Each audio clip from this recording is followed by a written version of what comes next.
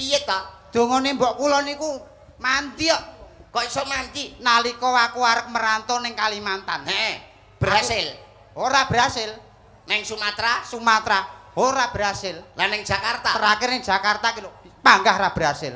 Lah kok kowe nyalahne mbokmu? Lho, mergo dongane mbokku. Pas aku arep mangkat pamit. Piye? Lah, mbok aku arep lunga ning Jakarta aku njaluk pamit. Ya le, muga-muga ning kono ora ana apa-apa. Ning kono ora petuk apa-apa blas. Mandi dongane mbokku. Krek, bocah iki. Sing goblok iki kowe kuwi. Kok iso? Renek apa-apa tegese ning Jakarta sampean ki renek alangan apa-apa ngono lho. Wong ora muni alangan kok, munine ora ana apa-apa. Dadi kowe ning kono ya gak enek apa-apa blas. Ya panggah kere ning kono. Wah, kowe iki jenenge salah tampa. Kowe iki gagal paham kowe iki. Tegese ning kono gak ana apa-apa. Kuwi ning kono gak ana alangan, gak ana eru beda. Kerjamu slamet oleh rejeki akeh. Ora muni alangan kok. Lah munine, muga-muga ora ana apa-apa. Akhire terus ora petuk apa-apa blas. Wong kok niku nata bale wis nata keluarga lan desana kanthi kebak kawelasan lan tresna asih. Nggih. Lho nggih to Mas. Leres. Niku carane urip ning alam donya tindakno dalan sing bener adohana barang sing ala. Mesti slamet uripe.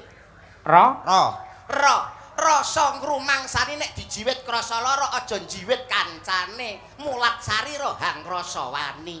Pripun kowe iki? Terakhir ko. Napa Mas?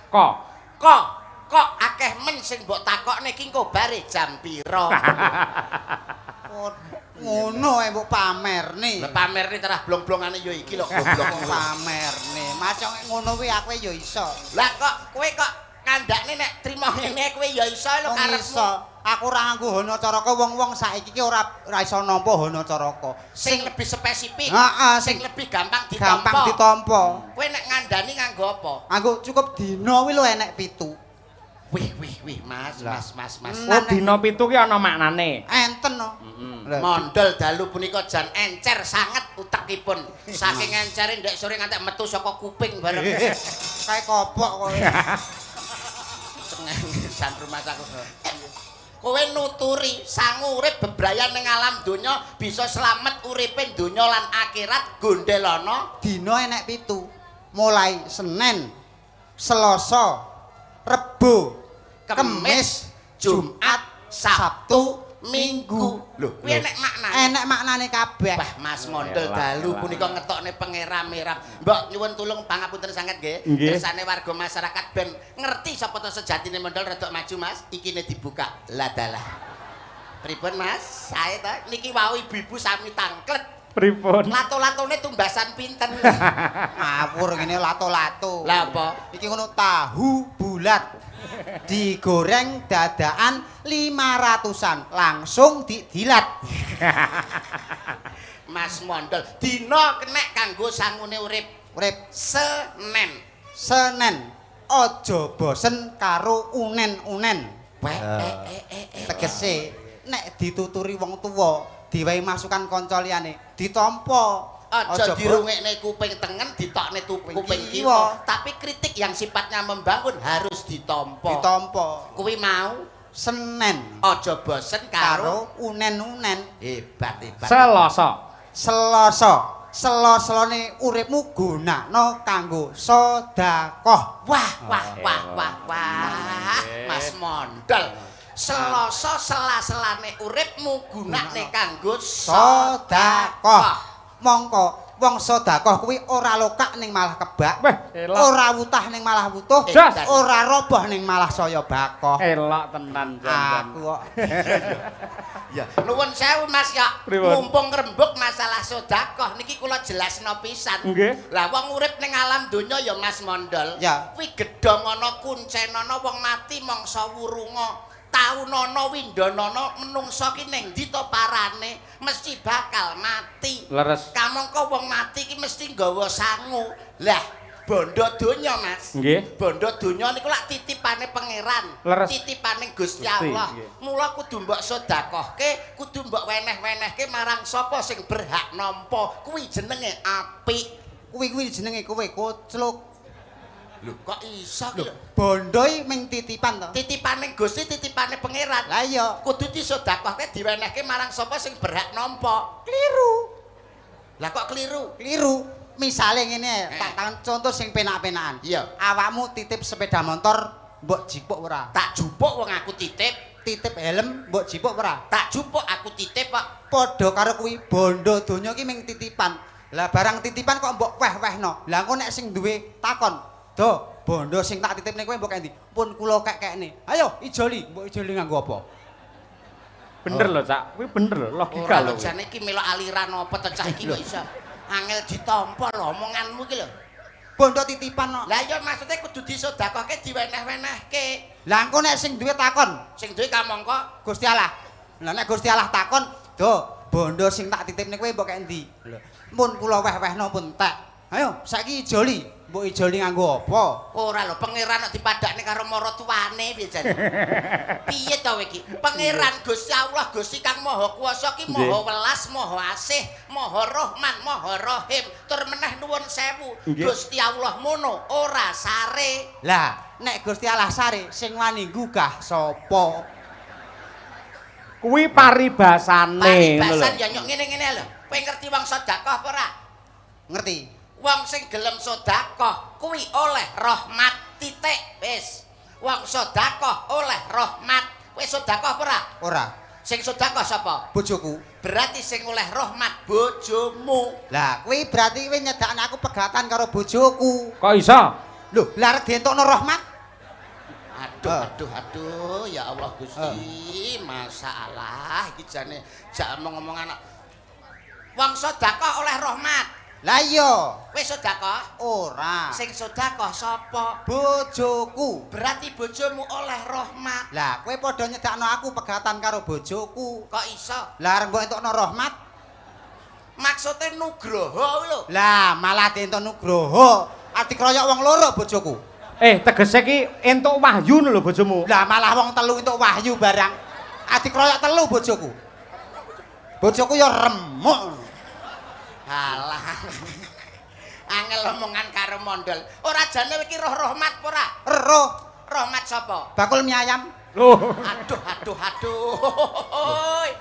Rahmat ki kewelasane pangeran welasane Gusti kuwi jenenge rahmat. Oh, dudu rahmat bakul mie ayam to? Tutu rahmat bakul mie ayam untumu pecah kuwi kok. Tak kira rahmat bakul mie ayam. Kuwi mau bak nggon Selasa. Selasa. Rebo. Kerepo sinau ben ora bodho. Mongko wong bodho kuwi dadi pangane wong pinter. Cocok. Contone ya kaya bojoku. Kok iso? Bendina tak pangan nek wong bodho. Rupamu kaya walang sangit. Kok iso? Rebo kerepo sinau ben ora bodho. Wong tolabul ngilmi golek ngilmu nganti tekan ngendi wae. Wong sekolah ki ora ana watese, tekan tuwa ya tanggah sekolah. Tanggah sinau. Rebo Kemis luweh becik mingkem timbang ngomong lamis. Contone maidawa, rasan, nyacat, misuh, gibah, berita-berita hoe. Hoak sing ora bener, tanggane tuku gelang atine melang-melang, tanggane tuku kalung atine bingung, tanggane tuku mangkok atine gondok, tanggane tuku ceret lho mencret. Bah ya wis sangkik sereke. Sangkik sereke iri hati kuwi ngono kuwi. Ya to Mas. Luwih becik mingkem timbang ngomong lamis. Nek bar Kemis terus Jumat artinya jumbuhno atimu marang kabisanmu. Misale dadi dalang ya dalang sing apik. Dadi presiden ya presiden sing apik. Dadi niaga ya niaga sing apik. Dadi pejabat ya pejabat sing apik. Insyaallah selamat. Hebat.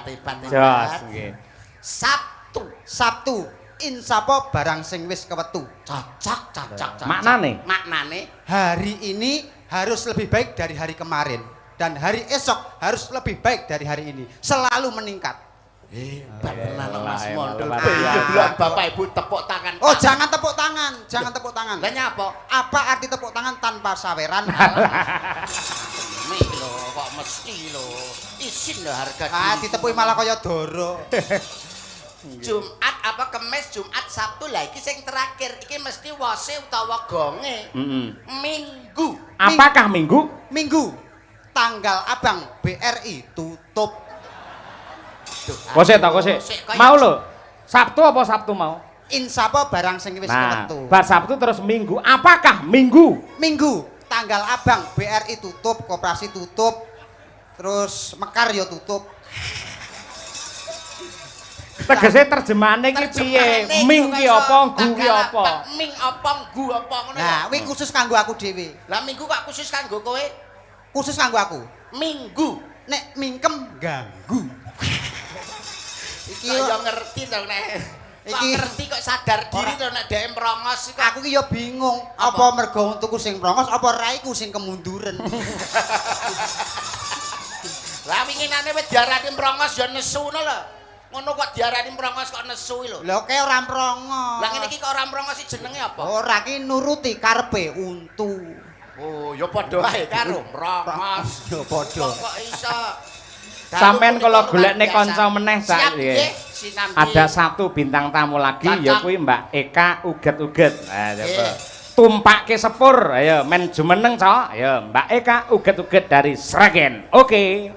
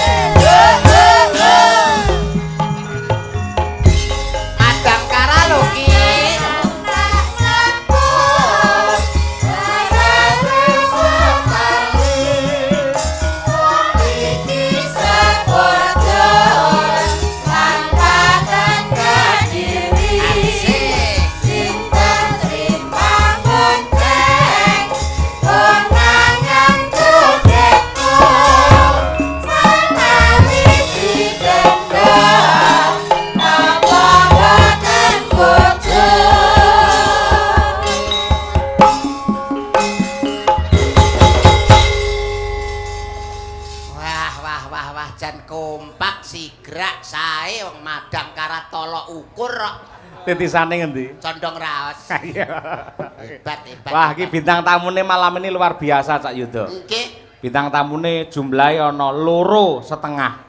Kok iso 2,5 to? Cak Yudo siji, Cak Mondo 2. Lah iki lek gur semene kan ya separo to kuwi. Ekae lho. Napa nggih? Oh, berarti wayangan pagelaran dalu punika di samping tahun baru nggih kagem menjelaskan program stunting. Jadi apa? Lagi stunting cilik dan gizi buruk. Waduh. Kaya awakmu lemu-lemu. Padha tegese padha. Disapa to Cak Mondol disapa? Disapa ada pepatah mengatakan tak kenal maka tak sampluk. Alah tak sayang. Tak sayang. Ana wanita ayu Sulistioning Warna kok iso randang cepet piye. Eman-eman. Lah wis ketemu Mbak Eka uget-uget. Aku wis kudu gandring. Kok gandring? Gandrung. Oh iya gandrung. Dasar wanita ayu Sulistioning Warna. Ya to Mas. Iya ya. Degane kambil ijo, bejane sing duwe bojo. Nah. Degane kambil gading, bejane sing iso nyanding. Bebasan pring kuning mangklung ning pinggir kali. Sapa wonge ya ora pengen ngetok. Lencir kuning merak ati. Sapa wonge ya ora pengen nyipok. Kompak pisan. Muga-muga ora lali. Ayo. Mbok cipok piye ndol suarane? Tak cipok suarane mak puk. Kayak buka botol.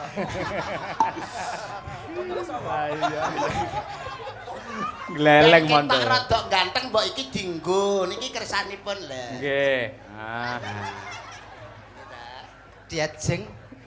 Diajeng Eka. Kok sik to, Ndol. Lagi iki enek dagelan ngangge takir iki to. Takir pripun to niki mah kutho. Waduh, mah kutho. Antarane blangkon karo ndas kok gak akur. Ora patek loroan. Ha iki ditakoni. Dianu. Dirayu. Mbak Eka. Paling ora nek awake dhewe ning nganjuk kan cedhak karo Kediri lakon Panji to Mas. Ibarate Mbak Eka iki kaya Dewi Sekartaji, awakmu kaya Panji tengkorak. Panji asmara bangun. Oh, digandrung. Slendro ae lho. Slendro. Ya.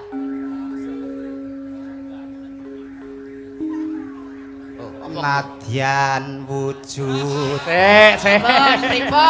Pripun swantenipun? Aja biasa Mas, ora sahdon, pas sahdon biasa. Rasah. Sampeyan nyawang ketok war sulap ora? Nyawang lampu sulap ora? Ora. Sulap ta Mendhi? Sulap wong kleru terus kok. Nggih kacamatanya. Lah kalau kacamata. Oh iya. Aku pancen kan saya tuwek saya terakum. Nah, nggih. Apa inget-ingetan ora jelas ngono? Ora jelas. Bayu jan, awakmu iso kaya Pak Cip to. Oh, Mas, kula saniki pun mboten ngendang. Ngendangnya bayare piro? Ya, larase dipasno sik lho. Sampeyan dereng pirsa Mas Mondol nggih Mas? Dereng ngerti. Mas yo dagelan kados niki pelatih krawitan lho Mas. Niki termasuk salah setunggaling Mahawiku. Mahawiku. Welok. Dwijawara brengenge. Kaya tawon. Ngentup sapa? Ngentup Eka. Rumangsamu kok piye dajal kulah mar gandrung piye? Nano. Lah kok nano. Ajari kono. Nadyan wujud mung peksi. Peksi apa tandal? Manuk. Paham pinter. Hebat. Sang Wiku kok. Agawe tali ning bronto. Alah iso sapluk bos. Malah tekan loja-loji lho. Piye to? Agawe tali. Mesti marahi kowe iki. Ya ora. Agawe tali ning bronto. Yayi.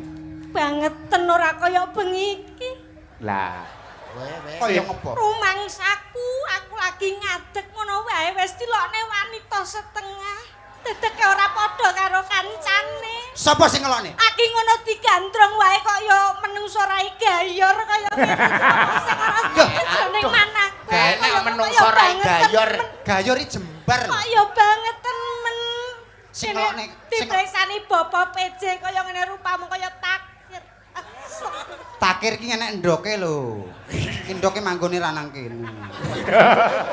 Lah neng ndi? Neng ndi? Engko anu tak foto tak kirim ning cengengesan. Pamar dipoto saja kowe mau ya melu ngelokno aku. Ora sing ngelokne ku sapa? Kowe gandrong-gandrong latimu karo atimu ora padha. Kowe sajake ning kene kaya tresno marang aku. Tresno tenan aku. Tresno tenan karo aku nanging Sineksenan bumi langit karo batinmu lho. Sineksenan bumi langit yen aku tresno marang sliramu Yayi. Apa iya tenan bener. Apa panjalukmu bakal tak udanane waton ora njaluk mudune lintang lan lembulan. Yune sing ngono ae lho. Rali sing. Aku ora percaya rumangsamu kaya lanang-lanang dhewe. Lanang? Sampurna dhewe kowe dadi wong lanang, kowe sampurna dhewe dadi wong lanang rumangsane ora mreksani Bapak Pejawati niki rawuh. Dah, kok iso arep mbok banting rumangsamu mercon bantingan wae. Ngomong ora duwe mandeg. Lah iya wong sepur enek stasiune. Nek ngene. Bis enek terminale. Wong ngomong kok gak enek enteke. Aku ngomong sak kecap kono rong kecap. Ngomong sak kecap kono rong kecap. Rong kecap kono petang kecap. Kono petang kecap. Nganti aku gak kumanan kecap-kecap ngono lho. Iya. Ngelekno wong wedok kuwi cukup dirangkul lambene dicekel lho kok mah mok kelek ya ambumu kecing. Ora apa-apa. Ora apa-apa. Nek kulino ya ora apa-apa. Betah ae. Mergo awakmu rung kulino. Oh iya, Mas Mondol nuwun sewu lho Pak Yoyo. Apa? Menawi kula tonton saking katebihan. Mas Mondol? Mas Mondol. Pripun? Memang mboten rada patek pinatoya, ora patek bagus. Nanging misal aku rada nyedak ngene. Pripun, Pak? Saya nyeremumu aja. Nyawange mung adoh sak. Kowe iki nyawang aku elek mergo olehmu nyawang ming sedelo. Lah nek suwe Ya mutah. Lho. ngono kok mbok ndel. Ning saiki ngene, settinge ngene, yen cara ketoprakan iki sing romantis. Sampeyan upamane kaya Panji Asmara Bangun mau. Iki kaya Sekartaji. Sing romantis. Iki malah Asmarandana to. Nggih. Tembangke wong loro, karo mlaku rono rene. Gonceng. Karo gandeng kijeng iki. Udu kijeng iki. Apa, Super Tetra. Iya, gak Nek sing ngarani jare dudu Super Tetra Lha, Mas. Katembat. jare domek. Domek ki apa? Kok apal to obat? Domek obat koreng. Ya tekan ndi mau? Lanjutke. Kowe sesandingan karo aku yen pancene kowe tresno karo aku buktekno. Apa sing dadi panyuwunku bakal mbok laksanani ta? Tak turuti apa penjalukmu Diajeng. Aku njaluk. Umpamane kelakon dadi garwaku besok siramu nyuwun anak piro? Alah. Sik lah kamarane urung. Lah wong tujuane wong penjalukmu ki Mas Picis Raja Brana bakal tak tumplek blek kanggo sliramu Yayi. aku ora duwe apa-apa lho. Rol sing gagah ngono lho kok ora duwe apa-apa kok etok-etoke. Oh, etok-etoke. Iya. Yen kowe gelem dadi garwaku apa panjaluk bakal tak udanani njaluk Mas Picis Raja Bronto. Brontone sapa lho? Raja Brana. Aku tak tumplek blek. Tak tumplek blek Kanggo sliramu kanggo sliramu Yayi. Lah. Ambune. Lah ngorogake bacutno. Alus manis tur mrak ati. Bejan. Lho, ngono kuwi arep nyapa? Arep nguyuh. Arep nguyuh piye to? Wong jenenge wong Roman iki ya dipangku to. Oh, kaya tari karonsih ngono kae. Iya. Ibarate cara wayang wong apa ki Gatotkaca Gandrung antarane Gatotkaca karo Sugriwa. Siapa to? Pergi kemana? Pergi wae Sugriwa. Awakmu gandrung aku, misal madhep kamera. Ada delok. Kayak foto karo simbah kae lho, ya ta? Kok ya apik to isine. Napa mlaku Mas Yuda? Mas Yuda aku mlaku karo Mas Mondol penjenengan. Sing nyandra Mas Yuda. Wah, sinten to ingkang kepareng lumaksana singkang putri pindha dene Dewi Komoratih ingkang kakung kados Komodo. Komajaya Mas, Komajaya. Komajaya kaya ngono ku lho. Eneke ya iki kok. Pemain entek ya. Pemain entek enek ya iki. Iki Mbak Eka sing nembang. Ayo Yayi. Ayo Yayi genti sliramu sing krungu marang pun Kakang Yayi. Iki karo janggute dingenekno Mbak. Iya ngono. Dingenekno. Ya ben ketok mesra. Cobi-cobi Mbak janggute. Ngenekno. Lho, sampean sing jawil Mas Mandal. Ya ngenekno sik ta. Piye rasane, Kak? Pripun? Rasane. Kaya dirembeti uler ta? Oh, saiki wis dadi entrung kok. Wes suwe ya. Wes suwe nggon kula.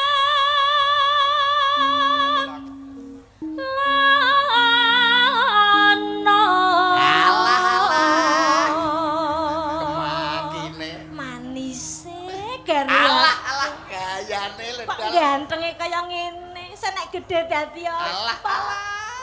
Senek gedhe dadi alah ora sene sing nyamuk kok iso. Ora mau ngenekne to? Ora. Ngenekno. Bacutke ya. Ya. Goleki si podang pita.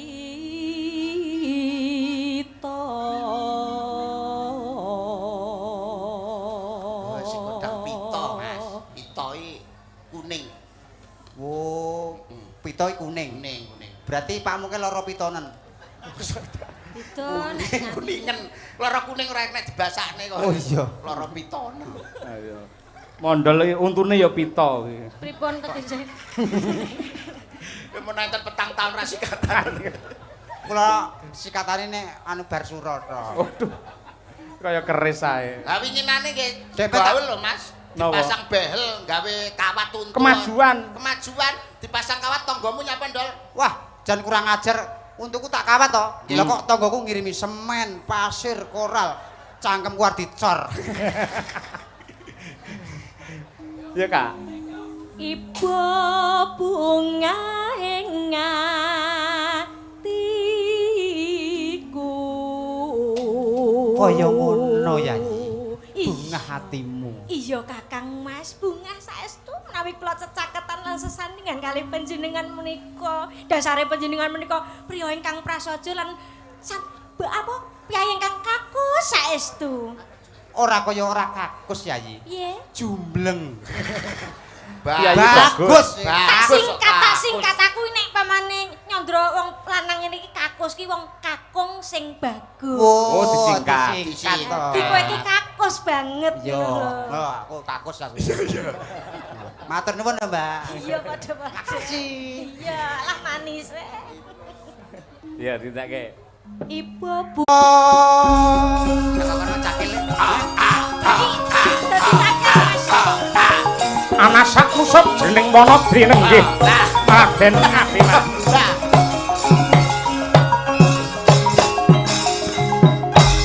Cangkeme keri iki lho.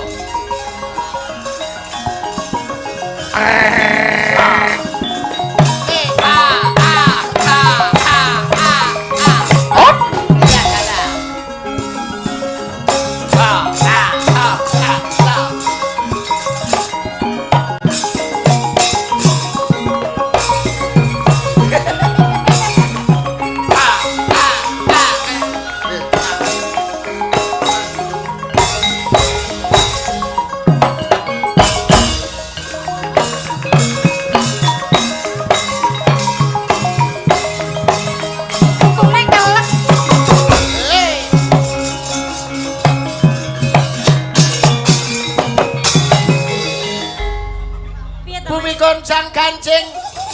Lho. Iki nyapa? Lah jarene bumine gonjang ganjing. Sang, omong-omongan. Piye kabare? Tuh. Cakil karo Satria piye kabare lho? Lah jarene kono omong-omongan. Omong-omongan. Maksudnya kula sing dadi Arjuna omongan kene iki, Cakil iki. Untune dipangan kok. Kelek iki piye to? Iki lho, aja dipangan untune. Cakil kok mangan untu. Lah enak. Layak enek entu papat kolu terus. Ayo, hanya ayo. Hanya.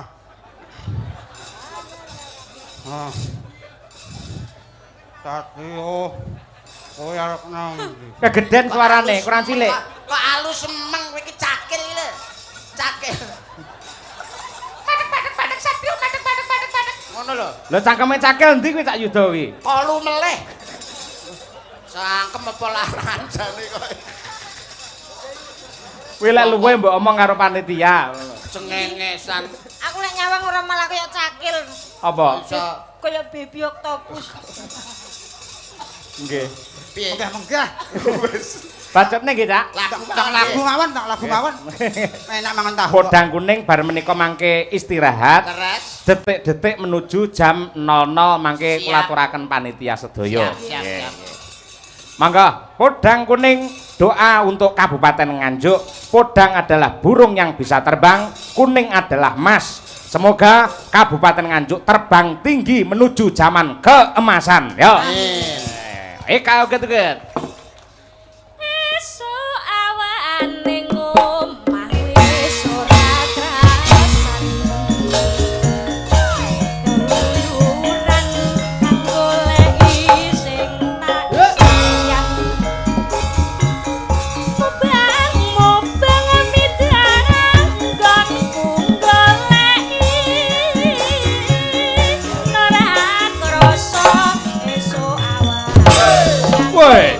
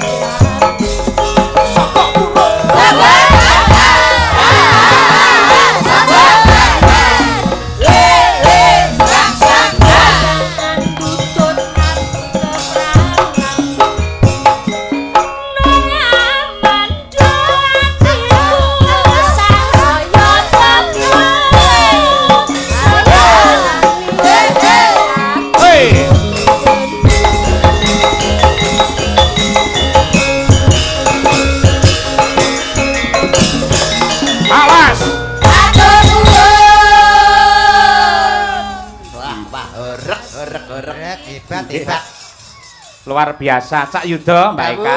Nggih. Jumbuh kalian dawuh pangandikanipun para kawogan, para panitia. Jam 23.45 wekdal dipun caosaken dumateng para pepunden panitia sedaya. Ngapunten menika semunipun wonten surprise utawi wonten bab ingkang akan istimewa yang akan dihadirkan oleh panitia. Mila saking menika kagem ingkang kawogan, bapak-bapak panitia, sasana tiwas dagelan loro do timpuh kabeh kaya genduren. Tiwas aku nata nggon. Aku iki lungguh karo ora ya padha. Ngene iki lho. Setugel. Istimewane presiden iki sak meter kotor iki. Apa meneh? Ora. Nyepelekne mergo dedekku. Ora. Awakmu gedhe dhuwur awakmu, gedhe dhuwur. Malah fitnah. Ngono iki jenenge fitnah wong wedok kuwi kagawe saka gawe kase wong lanang sisih kiwa. Kok iso? Dari tulang rusuke ora digawe saka sirah supaya ngendas-ngendase ora digawe saka sikil supaya didek-idek tapi digawe saka gawe kase wong lanang sok sisih kiwa supaya disayangi lan ditresnani. Ayo ngono nek ben cedhak karo ati. Ben cedhak karo ati kok mbok lok-lokne. Kowe ya duwe ibu karo wong wedok ki ngurmatono. Kowe kudu ngurmati karo wong wedok. Karo aku ya ngono aja bedak-bedakno. Ning ya aja nesu kaya ngono diajeng. Aku yen nyawang sliramu iki katon manis. Oh iya, awakmu ya manis. Manis. Karepmu nek manis ini terus arep nyapa? Lho terus nyanyi lagu manis to kok. Waduh. Terus ngono. Dipun keparengaken apa ora karo Mas Yoyok kok? Badhe matur bilih nembang manis pareng napa mboten? Pripun? Badhe nembang manis pareng napa mboten? Jenengan kencing manis to? Pun mari. Oh, pun mari. Pun nembang manis. Duet kalih Mbak Eka. Mbak Eka. Monggo nggih. Makasih. Nggih. Mun nyatanipun jenengan kekalih menika menawi dipun sorot kamera teng TV teng YouTube niku jan serasi sanget. Nggih. Malih Mas Mondol. Nggih, jenengan kaya widodari Mbak Eka. Kados Batari Gagar Mayang nika. Yen Mas Mondol kaya gagar otak tadi. Kula pun mboten duwe otak. Ah iya. Malah ibu-ibu teng wingking padha ngrasani serasa mboten nonton wayang. Lah napa? Kados ningali TV pas sinetron. Sinetron Sinetron Ikatan Cinta Mbak Eka niki kados Mbak Anggun, Mas Mondol niki kaya Mas Al. Mas Al kae ya. Almarhum. Aliando. Waduh. Barang ya Aliando. Ngene almarhum. Kan duwe TV aku dadi karo.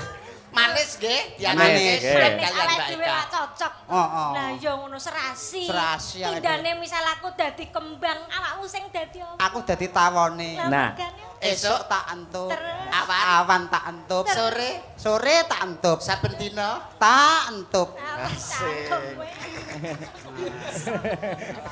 iso Mas Wedang. Aku dadi kompor. Aku sing dadi pancine. Lho sebabe apa? Nek esuk aku nangkring. Awan nangkring. Sore nangkring. Saben dina aku nangkring. Mas Mondol umpama Mbak Eka iki dadi ambulan. Kok ambulan toh? Yo kendaraan yo kowe Ya kudu kok iso. Ambulan. Lho tek ambulan liyane Lah ambulan. iso apa ora? Gak iso. Aku iso. Misale kono. Mas Yuda. Mas Misal. Yuda. Mas Yuda umpama Mbak Eka iki dadi dalan. Aku sing dadi montore. Esuk tak liwati. Awan tak liwati. Sore tak liwati. Saben dina tak liwati terus. Umpamane Mbak Eka dadi ambulan, aku sing dadi sopere. Lah mayite kowe. Lho. Panggah aku ae. Ayo Mas Al.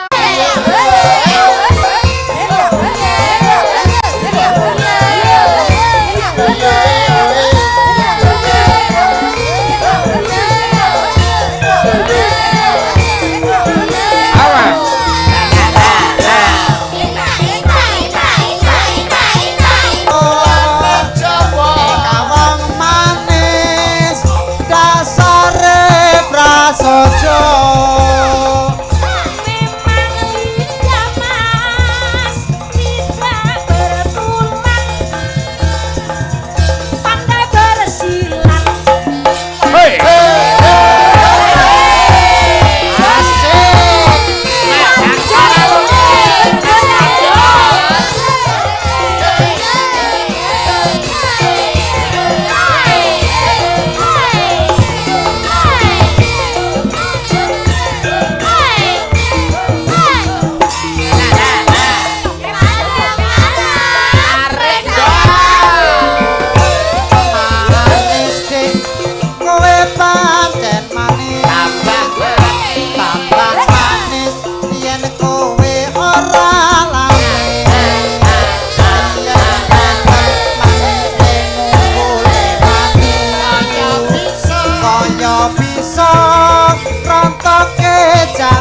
bunga